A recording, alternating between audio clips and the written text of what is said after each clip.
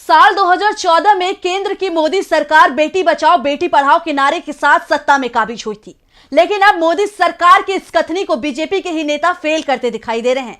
PM Modi के संसदीय क्षेत्र वाराणसी के बनारस हिंदू यूनिवर्सिटी यानी बीएचयू में छात्रा के साथ शारीरिक उत्पीड़न की घटना को जिस तरह से दबाने की कोशिश की गई, उसने सरकार का चेहरा सामने ला दिया है। विपक्ष ने इस मामले में सरकार को घेर लिया है और अब इसे लेकर जो खुलासे हुए हैं उसने सभी की होश उड़ा दिए हैं। तो क्या है पूरी खबर, देखते हैं इस रिपोर्ट में।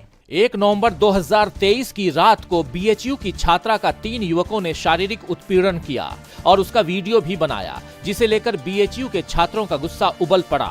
छात्रों ने आंदोलन किया, जबरदस्त प्रदर्शन हुए। छात्रों के गुस्से से दबाव में आई सरकार ने दावा किया कि जो भी दोषी होगा उस पर कार्रवाई होगी, लेकिन कार्रवाई के नाम पर 2 महीने निकल गए। जब छात्रों ने सरकार को सीधे चेतावनी दी तो 31 दिसंबर 2023 को 3 आरोपियों की गिरफ्तारी की खबर आ गई। कुणाल पांडे, आनंद उर्फ अभिषेक चौहान और सक्षम पटेल को पुलिस ने गिरफ्तार कर लिया। लेकिन अब जो खुलासा इस गिरफ्तारी को लेकर हुआ है वो बेहद चौंकाने वाला है। ये बात तो पहले से ही साफ हो गई थी कि आरोपी बीजेपी के नेता हैं और उनके संबंध बीजेपी के दिग्गज नेताओं से हैं। आरोपियों की तस्वीरें पीएम मोदी, सीएम योगी और बीजेपी अध्यक्ष जेपी नड्डा के साथ सामने आई हैं और इसी के चलते शायद यूपी पुलिस दबाव में दिखाई दे रही थी। पुलिस की जांच में ही ये साफ हो गया है कि आरोपियों की शिनाख्त घटना के 7वें दिन ही हो गई थी। यहाँ तक कि पीड़ित छात्रा ने भी तीनों आरोपियों की पहचान कर ली थी, लेकिन पुलिस हाथ पर हाथ धरे बैठी रही, क्योंकि जांच के दौरान ही पुलिस को एहसास हो गया था कि आरोपियों के तार बीजेपी के दिग्गज नेताओं से जुड़े हुए हैं। यहाँ तक कि मध्य प्रदेश के विधानसभा चुनावों में भी पार्टी ने इन तीनों आरोपियों को बड़ी जिम्मेदारी सौंपी थी।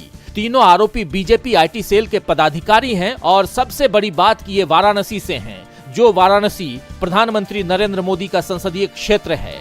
ऐसे में सवाल उठ रहे हैं कि आरोपियों को बचाने के लिए पुलिस पर किस नेता का दबाव था, किसके दबाव में पुलिस 2 महीने तक शांत बैठी रही। अगर छात्रों का आंदोलन थम जाता तो क्या पुलिस कार्रवाई नहीं करती? इस मामले में महिला कांग्रेस अध्यक्ष नेटा डिसूजा ने पीएम मोदी से सवाल किए हैं। उन्होंने पूछा कि क्या आरोपियों पर इसीलिए कार्रवाई नहीं हो रही थी कि वो मध्य प्रदेश में बीजेपी का प्रचार कर सकें।